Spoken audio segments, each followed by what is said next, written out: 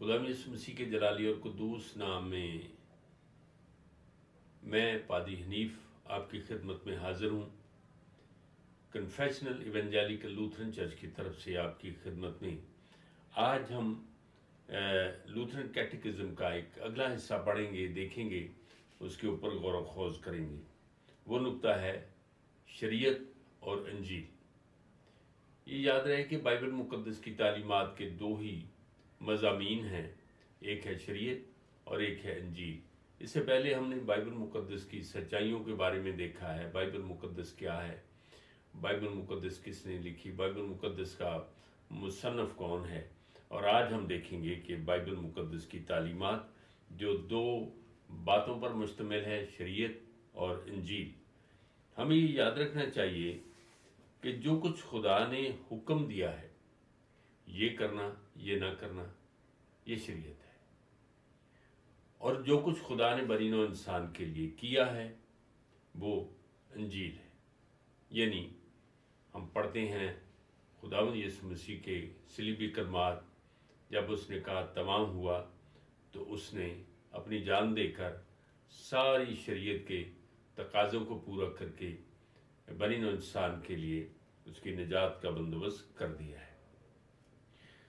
इसमें पहली बात यह है कि खुदा के बंदा मूसा से पहले भी इंसान किसी न किसी शरीयत के तहत चलता था। उसको ज़मीर की शरीयत कहते थे। और तीन बातें उसमें ख़ास तौर पे देखी जाती हैं।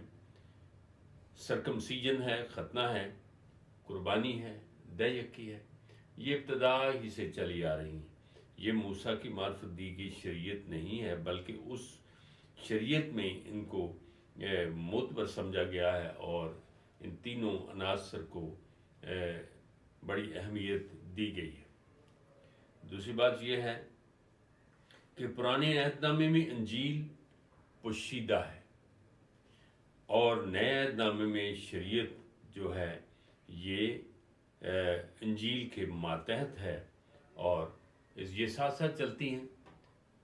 पुराने अहदनामे में शरीयत को मंजर आम पे रखा गया है और अंजील उसके अंदर है, और नए अहदनामे में अंजील जो है ये सामने आ गई और हम अंजील के मातहत होकर जो कुछ भी नेकियां करते हैं, जो कुछ भी अच्छे काम करते हैं, ये अंजील के तहत करते हैं। क्योंकि हम जन्नत में जाने के लिए, फिरदौस में जाने के लिए, आसमान पर जाने के लिए ये काम नहीं करते।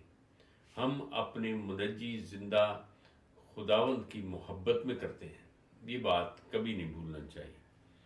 अगली बात यह है कि शरीयत जो है ज़मीन पर मुनज़्ज़म रखने के लिए है, ताकि खुदा के लोग मुनज़्ज़म होकर ज़िंदगी गुजारें, कि ज़मीन के ऊपर गवाह ठहरें और उनका हर एक काम जो है वो नूर बनकर सामने आए और वो अंजील के गवाह ठहरे। लेकिन अंजील जो है ये हम ईमानदारों को आसमान पर ले जाने के लिए है।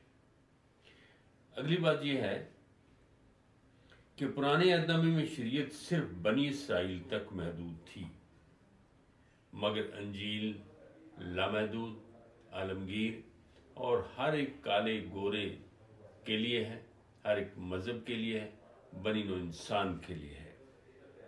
शरीयत का मुतालबा यह है कि हम कामिल बने, लेकिन कामिल खुदा है, ये अंजील कहती है। और उसने अपने फजल से खुदावंद यीशु मसीह में हमें रास्तबाज ठहराया है। और शरीयत का जो सबसे खूबसूरत और बाबरकत मसवदा है वो खरूज की किताब 20 बाब में 10 अहकाम की सूरत में लिखा हुआ है। हकीकत यह है कि शरीयत को खुदा के अहकाम हैं जो हमें ज़मीन पर ज़िंदगी को मुनज़्ज़म तरीके से गुजारने के लिए दिए गए हैं, और ताकि इंसान को सज़ा का खौफ हो, खुदा का खौफ हो, नेकी का अजर पाने की जस्तजू हो और खुदा के डर और उसकी मोहब्बत में उसके हुक्मों को माना जाए। वाइज कहता है, वाइज की किताब उसके 12वें बाब की 13 आयत में लिखा है, खुदा से डर और उसके हुक्मों को मान, कि इंसान का फर्ज कुल्ली यही है।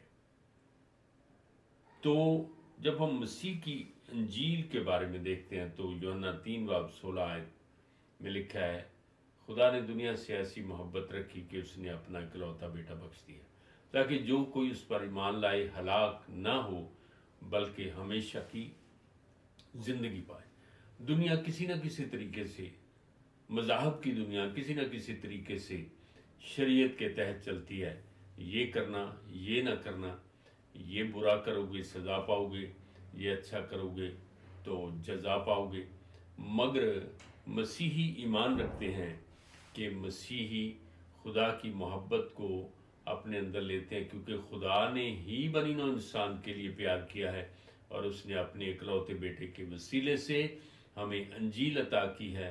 और ये अंजील खुशखबरी का पैगाम फरिश्तों ने भी उस वक्त दिया जब चरवाहे जंगलों में थे, मैदानों में भेड़ बकरियां लेकर बैठे हुए थे, तो वहाँ पर खुदा का फरिश्ता आता है, वो कहता है मैं तुम्हें बड़ी खुशी की बिशारत देता हूँ जो सारी उम्मत के वास्ते होगी, यानी सारी दुनिया के वास्ते होगी, कि आज दाऊद के शहर में तुम्हारे लिए एक मुनज्जी पैदा हुआ है, यानी मसीह खुदा। खुदा आप सबको बड़ी बरकत दे।